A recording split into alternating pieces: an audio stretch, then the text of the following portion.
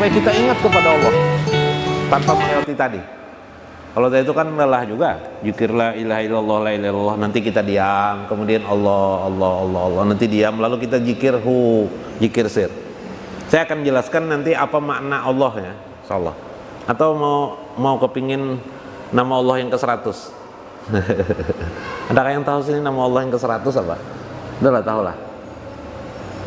Inna asma'il husna, sesungguhnya asmaul husna itu tis'ata wa tis'in ya Nabi, 99. Man ahsaha dakhalal jannah, barang siapa yang menghafalkannya maka masuk surga. Maksud menghafal ini memahami ya. Kalau menghafal banyak aja anak-anak bisa, jangan-jangan burung beo bisa juga menghafal ya.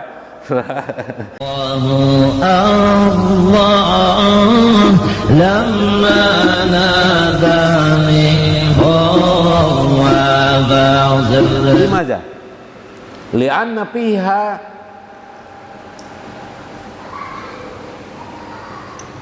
karena sesungguhnya apabila kita lakukan semua itu, maka payakrujur ruhan fi anil basari, maka akan terkeluarlah ain pada basariyah kita. Ain itu pada basar kita, hati yang dalam.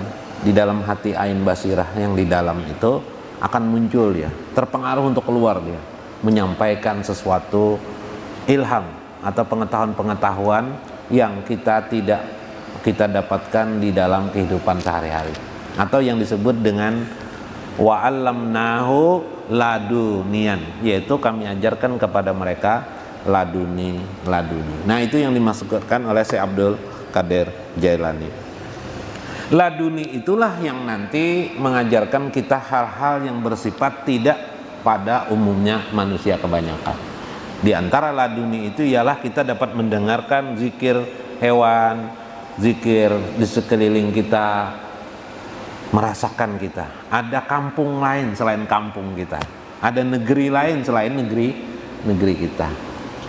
Au fiha li jazbati fil hayati, atau boleh jadi mungkin bisa saja jazbah terjadi, kaifa fiha likissati Yunus alaihissalam. Bisa jadi kita hidup ini terjadi di jazbah Allah, ditarik Allah supaya kita ingat kepada Allah tanpa melewati tadi. Kalau tadi itu kan lelah juga, zikir la ilaha illallah, la ilaha illallah, nanti kita diam, kemudian Allah, Allah, Allah, Allah, nanti diam, lalu kita zikir sir. Saya akan jelaskan nanti apa makna Allah ya, insyaallah. Atau mau kepingin nama Allah yang ke-100? Adakah yang tahu sini nama Allah yang ke-100 apa? Udah lah, tahu lah. Inna asma'il husna, sesungguhnya asmaul husna itu tis'ata wa tis'in ya Nabi, 99. Man ahsaha dakhalal jannah, barang siapa yang menghafalkannya maka masuk surga. Maksud menghafal ini memahami ya.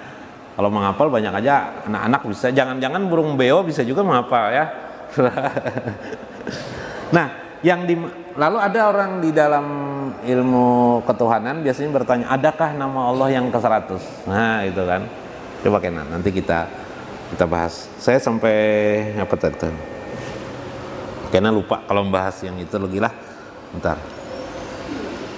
Maka watasiru qulubahum ahya'an, maka akan timbullah, jadilah di dalam hatinya itu akan hidup. Nah, jadi perlu kita menghidupkan hati itu bihajihil anwari hayatan abadiyatan ukrawiyatan. Kita perlu mengembangkan nur yang ada di basirah kita ini supaya muncul ya, sehingga timbullah nur basariyah tubuh kita, basariyah kita, tubuh kita, keadaan kita ukrawiyatan, terpantul yang namanya akhirat. Di antaranya tadi itu berzikir tanpa kita kehendaki sudah berzikir. Nah, jalan-jalan itu adalah ternyata bisa dimulai dengan beberapa cara. Di antaranya tadi itu kita belajar ridho kepada segala ketentuan al-aqdar, takdir-takdir di alam semesta ini. Bisalah kau lah ridho. Amun kada kau ridho, sabar barang dia melakukan sebuting Kada kawaja sabar, apa nang kawaya? Syukur pang binanya nang kawalah. Nang syukur. Syukur ini susah-susah juga.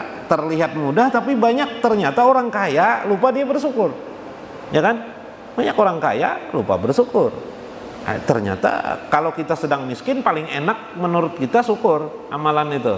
Tapi setelah kita kaya belum tentu syukur itu mudah kita lakukan. Makanya yang disinggung Allah di dalam Al-Quran itu justru orang kaya kan, yang lupa dengan syukur. Cerita Korun itu siapa yang disinggung Allah?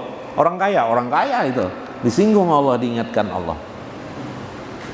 Nah, tadi 4. Kalau disingkat ilmu itu dari 4 itu sebenarnya 2 saja. Ilmu kehidupan ini syariat dari zaman Adam sampai sekarang itu 2 aja ilmu. Kalau diringkas. Syariat dan hakikat, selesai.